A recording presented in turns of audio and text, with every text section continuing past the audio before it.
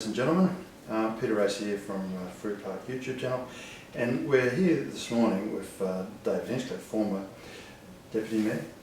Yes? Yeah, yep, very Mayor, former. of the Brisbane City. Curious and want to hear more of what David says, you need to go off into the Geoff Masters playlist and then to the Ashley Cooper playlist. So we're here with David Hinchcliffe, and David has in front of him the second version of the Wendy Turnbull Green petition. Now, David, you've got a long experience in petitions, and I just wondered if you wanted to...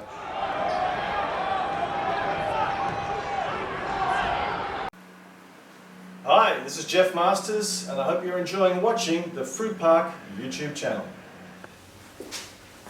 Morning, ladies and gentlemen. Peter Race here from Fruit Park YouTube channel, and we're here this morning with David Hinchcliffe, former Deputy Mayor. Yes? Yeah, yep, very former. Of the Brisbane City Council. And one of the more pleasant tasks you had during your involvement and your long involvement with the Brisbane City Council was those beautiful courts down at New Farm. And Daphne Fancutt has told me part of the story. And we're here this morning to get the full story, to go into the Geoff Masters playlist, because I think it's an important part of history. So, yeah, it is an important part of history. It's also part of the sad history of tennis in Brisbane, that we produce so many tennis greats, and I think Daphne knew just about all of them. But in the last maybe 2 or 3 decades, our standing in world tennis has declined dramatically, and that's been parallel with the decline in the number of tennis courts. I've had many long conversations with Daphne over the years, and when the Mal Anderson courts were closed and redeveloped at the same time in the 90s as so many other tennis courts around Brisbane were being redeveloped. She and I were pulling our hair out trying to come up with ways of getting more tennis courts in Brisbane. One of them was to sponsor a program for schools to upgrade their tennis courts, and so we had money available each year for about 10 years for schools to upgrade their tennis courts, so at least we could have those tennis courts available. that program's actually still operating. Well, there you go, it's more than 10 years, and it's a legacy of those discussions with Daphne, and she really does need to be paid a great tribute for the work that she has done, not just in her day with young people who are learning tennis, but in preserving the history of tennis and the legacy that Australia has in that game. Well, I've got some good news on that point. Oh, good. Because the amphitheatre at Ken Fletcher Park is actually now named Daphne Fancutt Amphitheatre.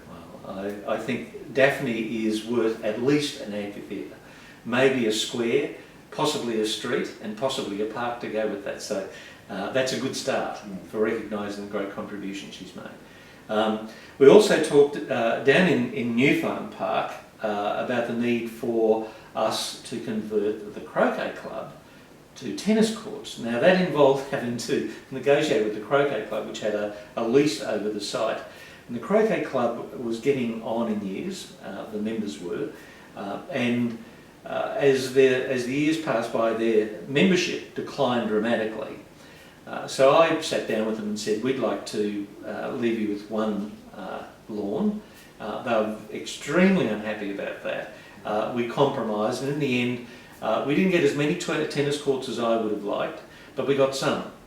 And as you know, Peter, politics is the art of compromise. It is indeed. It's the art of the possible, and what was possible with those courts down in New Farm Park and the configuration they are, not as good as we would have liked. But we thought it was important not just to have them, but to name them after some of the great identities of Brisbane tennis. And Daphne had suggested Geoff Masters as an appropriate person, and was my very great honour and privilege to, I think, serve up the first ball on the tennis court to Geoff. My game isn't anywhere near the level of Geoff Masters. And we had a game with a couple of kids, as I recall, and at one stage we handed everyone tennis balls out. They all had their rackets, and then they served up to Geoff and me. And there's a photograph that I can't find, but I know it exists somewhere, of Geoff and me both cowering under this avalanche of tennis balls. Would have been a good photo. It was a memorable experience, and it is a good photograph. It's just that I don't know where it is. I think you'll find Trevor Fancutt actually has the photo. Well, Because I know he's searching his records, and it's interesting because Daphne, in the research of this, sent me an email, and the first major champion that Trevor Fancutt coached was Geoff Masters. Well, yeah. So it's all a nice rounded story. Yes, it's good when those stories have a happy ending too, isn't it?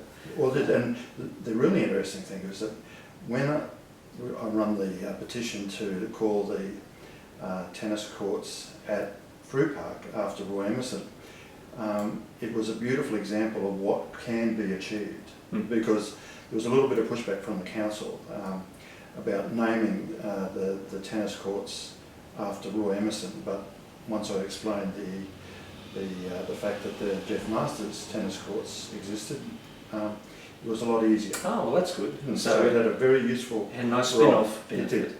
The other good thing about the tennis courts in Newfarm Park was that we decided early on in the process that we would enable the Newfarm Neighbourhood Centre, which is located just opposite the park, to have the lease, and they would then run a program where they were able to teach young people and people who were of limited means to be able to play tennis. So it provides an opportunity for the very wealthy people who live in Newfarm, and I include myself in that, as well as the not so fortunate, to be able to play a game of tennis. And the other tennis great who uses those courts is Ashley Cooper. He uses the Newfarm courts. He does. He's a local, and I was interviewing him on Saturday, and he actually made a comment about what a great little tennis centre it is. So, in these YouTubes, David's will appear under Geoff Masters, where this particular one will be. We'll come back in a second, but if you want to search for it, you need to go into the Daphne Fancutt playlist. And then the last one is going to be in relation to practice walls, and that will actually appear under Ashley Cooper's playlist, because Ashley and I had a very interesting discussion about practice walls. So with that, we'll say good morning and thank you. And if you stand there, I'll turn it off. Thanks very much.